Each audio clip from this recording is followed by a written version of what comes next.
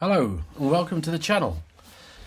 In today's very brief video, I'm just going to look at how does the spreadsheet work and how can I get it. If you're seeing this video, it means that you have got the spreadsheet, and this is just here to help you understand how it works. You probably opened it up and it's here, and just give you the rider. I'm not offering any advice, it's just a spreadsheet of my decisions that I used for modelling through, which I thought helped, and I've just updated it for you a little bit. As you can tell if you've seen my retirement video, my other spreadsheet wasn't as pretty as this one, so there you go. I spent a couple of hours making it pretty for you. Remember, look at the blue arrows, they'll tell you what to do. Fill in the yellow boxes. Without filling those in, you won't get your data.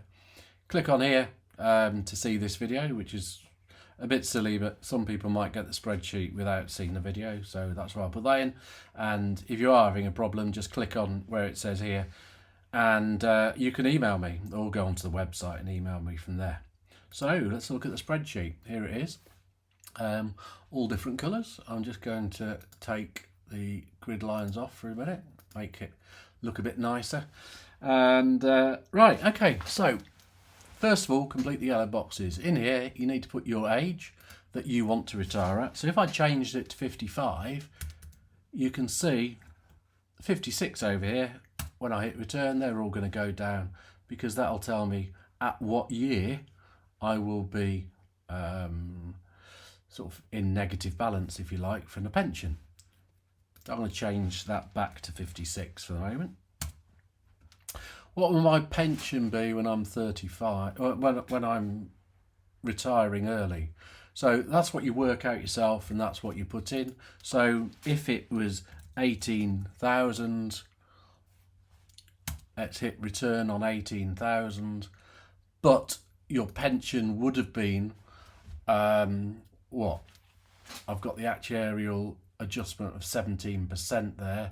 So 18,000 is 83. Let's just have a quick 18,000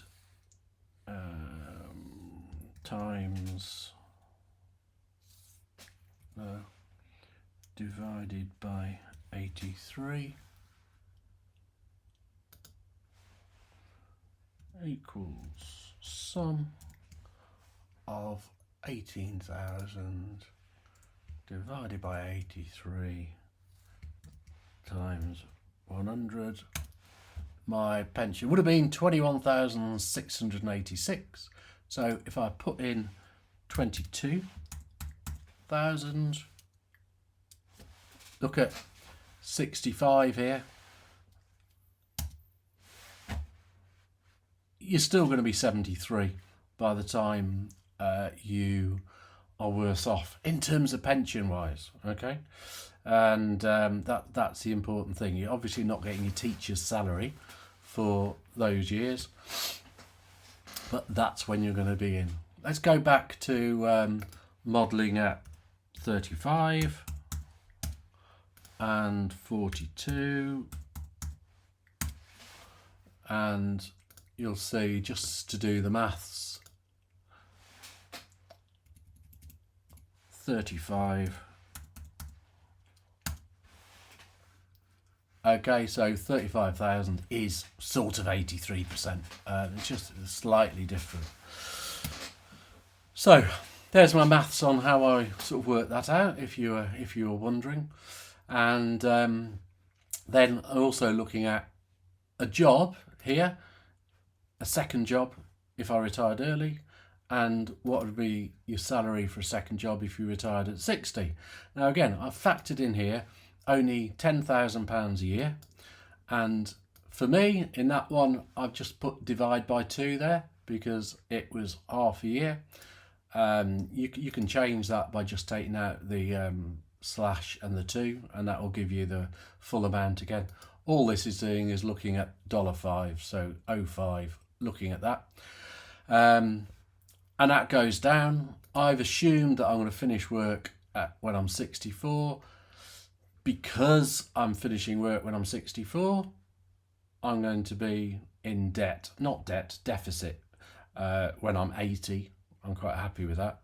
If I actually carried on working, so if I put this and drag that down there a little bit to work till I'm 67 when I get my state pension, that seems quite logical. Then I'm going up to 84 before I'm negative balance. This second job when I'm 60, you can see here on the formula bar, it's just looking at this amount over here, and I've been very generous to myself, thinking finished as a head teacher or a deputy head teacher if I'd stayed as a deputy, but I was acting head teacher just before I left, and the next step for me was to be applying for a substantive role as head teacher, and realised that isn't what I wanted to do.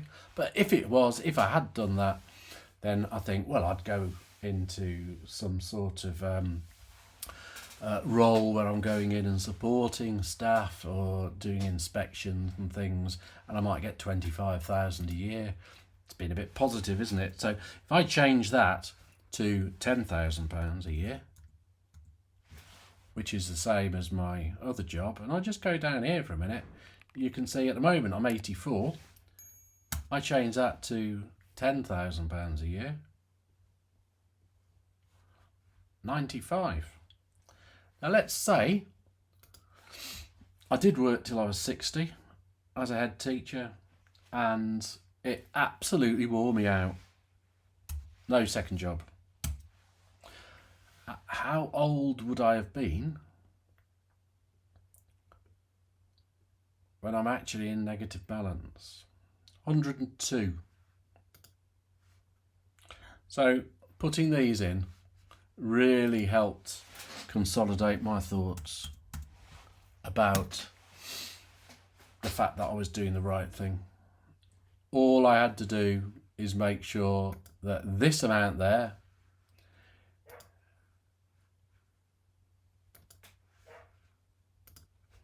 I could live on, and clearly I can. So there you go. Fill the yellow boxes in. You can add the years or just add them in. So let's say that you're going to change it and say, let's take these ones off now. I'll just delete them, take them off, and that will affect it. And then down here is important. Yeah, these boxes there. No account taken of reclaiming tax. For sole trader experience and tax thoughts, please tune in to episode 2, which will be YouTube, May 2025. And I will hopefully have some positive news to say then about my experience as a sole trader. So hope you've enjoyed this. Hope you get your head around the spreadsheet and it works for you. Remember, if you have any problems, just click on here and email me, and I will try and help. Chatty bye.